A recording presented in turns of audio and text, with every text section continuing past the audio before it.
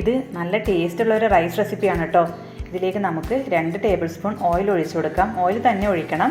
പിന്നെ കടുകും ഉഴുന്നുപരിപ്പും കടലപ്പരിപ്പും കൂടി ചേർത്ത് നല്ലപോലെ ഒന്ന് ഫ്രൈ ചെയ്തെടുക്കാം. ഒരു കൈപ്പിടി നിറയെ നിലക്കടല കൂടി ചേർത്ത് കൊടുക്കാം. നിലക്കടല നല്ലപോലെ ഫ്രൈ ചെയ്ത് വന്നതിലേക്ക് കുറച്ച് കറിവേപ്പില, കുറച്ച് പച്ചമുളക്, നല്ല എരിവുള്ള പച്ചമുളക് ഇടണേ, ചേർത്ത് നല്ലപോലെ ഒന്ന് മിക്സ് ചെയ്തെടുക്കാം. പിന്നെ ഒരു ഉള്ളി ചെറിയതായി മുറിച്ചതും കൂടി നമുക്കതിലേക്ക് ചേർത്ത് കൊടുക്കാം. ആവശ്യത്തിനുള്ള ഉപ്പ് കൂടി ചേർത്ത് കൊടുക്കാം. ഉള്ളി ഒരു മീഡിയം ഫ്ലെയിമിൽ വെച്ച് പെട്ടെന്നൊന്ന് വഴറ്റിയെടുത്താൽ മതി, ഒരുപാട് നേരമൊന്നും വഴറ്റണ്ട. പിന്നെ മഞ്ഞൾപ്പൊടി കൂടി ചേർത്ത് നമുക്ക് നല്ലപോലെ ഒന്ന് മിക്സ് ചെയ്തെടുക്കണം.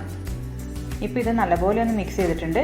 നമുക്കതിലേക്ക് കുറച്ച് തേങ്ങയും മല്ലിയിലയും കൂടി ചേർത്ത് കൊടുക്കാം. ഇത് തീ ഓഫ് ചെയ്തതിന് ശേഷം ചേർത്താൽ മതി. എന്നിട്ട് നല്ലപോലെ ഒന്ന് മിക്സ് ചെയ്ത് കൊടുക്കാം. അതിലേക്ക് ഒരു ചെറുനാരങ്ങ പകുതി പിഴിഞ്ഞൊഴിച്ചതും അതിലേക്ക് 1 സ്പൂൺ പഞ്ചസാര കൂടി ചേർത്ത് മിക്സ് ചെയ്ത് വെച്ചതാണ്. അതുകൂടി നമുക്ക് ഇതിലേക്ക് ചേർത്ത് കൊടുക്കാം. എന്നിട്ട് നല്ലപോലെ ഒന്ന് ഫ്രൈ ചെയ്തതിലേക്ക് നമ്മൾ വേവിച്ച് വെച്ച ചോറാണ്, പച്ചരി കൊണ്ടുണ്ടാക്കിയ ചോറും പുഴുങ്ങലരിയുടെ വെള്ളച്ചോറായാലും മതി, നല്ലപോലെ ഒന്ന് എല്ലായിടത്തേക്കും മിക്സ് ചെയ്തിട്ട് എടുക്കണം. ഈ ചോറ് നല്ല ടേസ്റ്റാണ് കഴിക്കാൻ വേണ്ടി. നല്ലൊരു പുളിയും എരിവും ഒക്കെ മല്ലിയിലയുടെ ഒരു ടേസ്റ്റും ഒക്കെ കൂടി നല്ല രസമാണ് കഴിക്കാൻ വേണ്ടി. എല്ലാവരും ഒരു പ്രാവശ്യമെങ്കിലും ഉണ്ടാക്കി നോക്കണേ. കുട്ടികൾക്കൊക്കെ തീർച്ചയായും ഇഷ്ടപ്പെടും.